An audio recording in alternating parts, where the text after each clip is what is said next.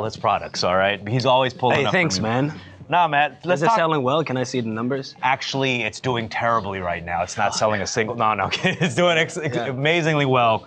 Why don't we take a seat? Let's do it proper, all right? We've been in this mode right now. Let's take a seat over here, y'all. Take a breather, man. How you doing, Kun Hyung? My big Hyung? Oh, wow. I didn't know there's gonna be this. Wow, there's a lot of people here. Can we make some noise for Jackson over here? Hey, man, it's so awkward. Thank you.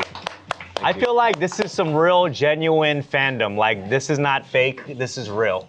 Because I saw some models who actually did it. There you go, yeah. Yeah, this is real fandom over here. Because we asked them to actually go back to their job, but they're still here. I don't know why. Okay, but we're here celebrating Jacksonwang's album release, Magic Man 2. Thank you. The sequel. Who has Magic Man 1 in the audience? Please over don't. there? It's so awkward. Please don't ask that. Please don't. No more ask questions. That. Nobody. Okay. Yeah. No questions. Jackson, you just landed off the flight. Yep.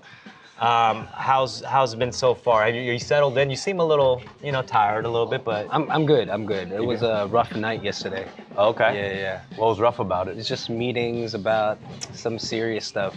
Yeah. Okay. About like what to do next and stuff. Yeah. Until like 8 in the morning. Dang. Yeah. You're one of the hardest working people that I know, man. And 10 years of 88 Rising, and you've been through many years with 88 at this point, man. 6-7 years. Yeah. 6-7 years. Yeah. That's majority of the existence of 88. How has it been with your journey with 88? Especially coming from K-pop background, idol background, and I think it's my second time. It feels like second time being a trainee on how to become an artist. Yeah, and I think I evolved a lot. I got inspired a lot, and I learned a lot. It was a big space, I think, for this label to provide for a lot of artists coming from the traditional label system into something more independent. Yeah. Giving you kind of the freedom to do anything that you want. Yeah. And it seems like once they opened that access to you, you went crazy with the creative. Yes, Like you've been holding in so many things you've been wanting to do. Yeah. And 88 allowed that. 100%, and also like the support to Asian community. Yeah. Like it really helped me a lot. You're there since before 88 Rising. You are part of making 88 Rising. No, I've seen the beginning of it, and I love what it's turned into, and the beauty of bringing people out of the traditional system like you and unlocking all the things you want to do. Opening the gate. Opening the gates. Yeah. And then I saw that literally the last Head in the Clouds performance when I saw you on stage, and you went crazy, bro. I had to hustle, man. I think you were so energized that you kind of got in some health issues. Like it was just like you put all yourself out there. Yes. That was amazing, man. That was one of the best performances I've seen. I mean that genuinely. Thank you so much, man. That's crazy, man. I mean, with Magic Man 2, how is this different from any other project you've done before? Does this work? Am I speaking through this? No, you have a mic. He's mic'd, right? I'm mic'd. Yeah, right here. Okay, cool. Podcast habits. Yeah, so I think for Magic Man 2 is I spent like over a year of time writing everything myself about me. Yeah. Because back then, especially coming from the background of K-pop of a system, like I was just doing what I was told to. And I've never ever written a song about myself, about my life, who am I, and what does everything mean to me, what's my value, what's the vision. So I spent over a year to create everything. Yeah, and I think it's my true story. That's amazing. I mean, and the fact that you still went with the same title as the original, but this is just part 2. You just felt like it was a continuation. Yeah, 100%. I feel you, man. That's amazing. Let's talk about some of the songs here. Actually, I want to talk about this shirt because on the back there's a quote. Yeah. What's the quote? What's the quote? It's the first single of the entire album. The deepest wounds are not from your enemy. The deepest wounds are not from your enemy. And there's a lot of layers to that, I feel, because I think we tend to always blame like an opposition or somebody there, and sometimes you're your worst enemy, and the cause of the trauma. Is that somewhere in the realm of kind of what you're trying to say? What are you trying to exactly say with that? Saying that exactly, because a lot of people ask me like, what's the inspiration behind the entire album? But it was just from there were no inspirations.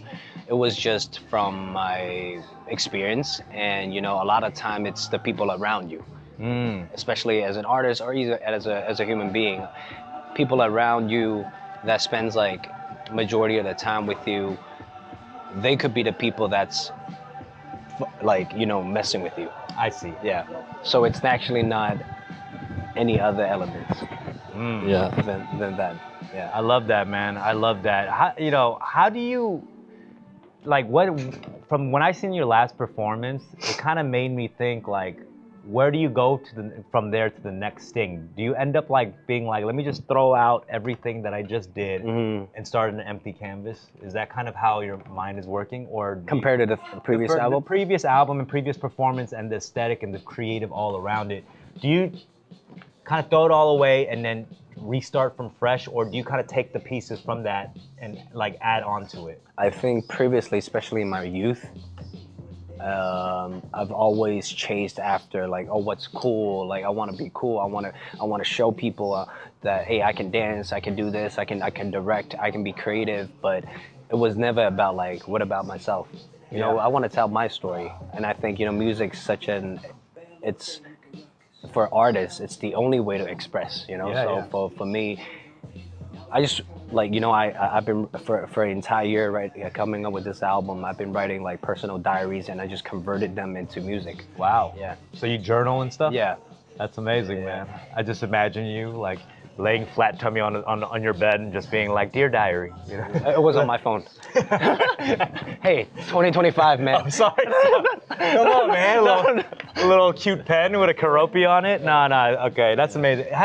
Is there any artists and stuff, or how has 88 Rising inspired you in general?